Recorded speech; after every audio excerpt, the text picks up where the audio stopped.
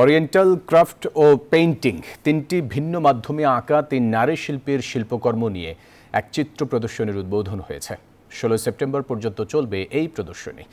শুক্রবার ধানমন্ডির চিত্র গ্যালারিতে ত্রয়ী শীর্ষক এই যৌথ চিত্র প্রদর্শনীর উদ্বোধনী অনুষ্ঠান হয়। আয়োজনের প্রধান অতিথি 21শে পদকপ্রাপ্ত শিল্পী মনিরুল ইসলাম বলেন, শিল্প একটি বৈশ্বিক চিন্তাধারা। এখানে নারী বা পুরুষ শিল্পীকে তিনি আলাদা করে দেখেন না। তিন শিল্পী নারী ও প্রকৃতিকে প্রাধান্য দিয়েছেন তাদের শিল্পকর্মে।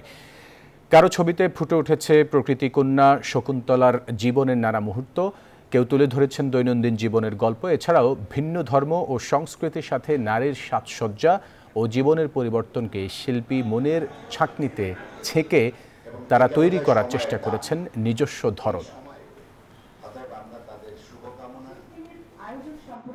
নারীর সৌন্দর্য এবং প্রকৃতির যে সৌন্দর্য, ওগুলো আমার পেন্টিংয়ের মধ্যে আমি ফুটিয়ে তোলার চেষ্টা করেছি।